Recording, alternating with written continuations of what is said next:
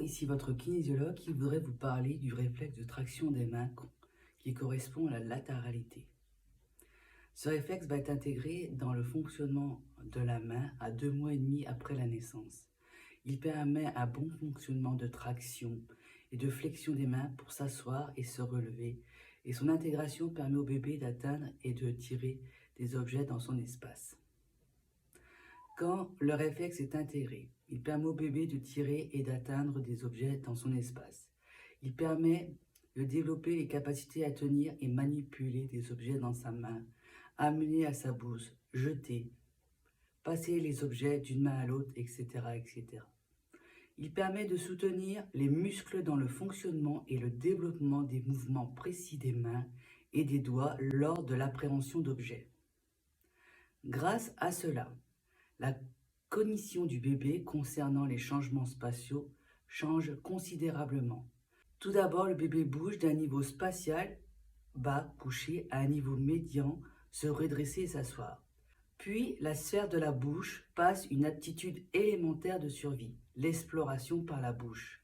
Un système plus complexe, plus développé, de cognition, paume, menton.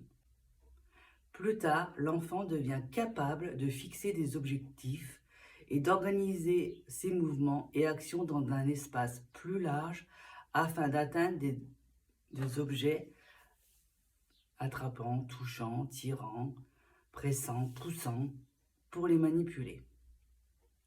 Le réflexe active aussi le réflexe de redressement de la tête et aide le bébé à organiser la position de la tête quand le corps est en mouvement.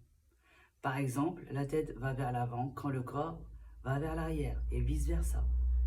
Ou bien la tête va à l'inverse du mouvement du corps vers le côté.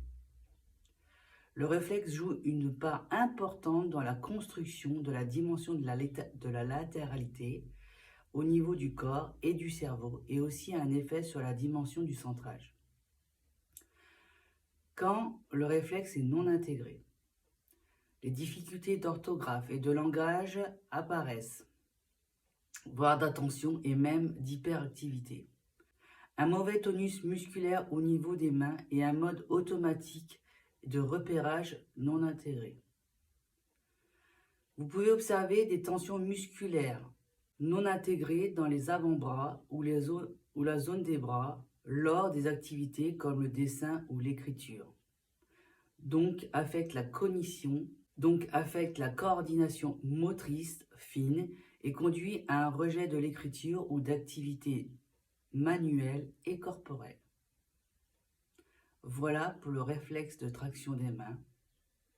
Dans une prochaine vidéo, nous verrons le réflexe de soutien des mains ou réflexe parachute. Merci, bonne journée, à bientôt.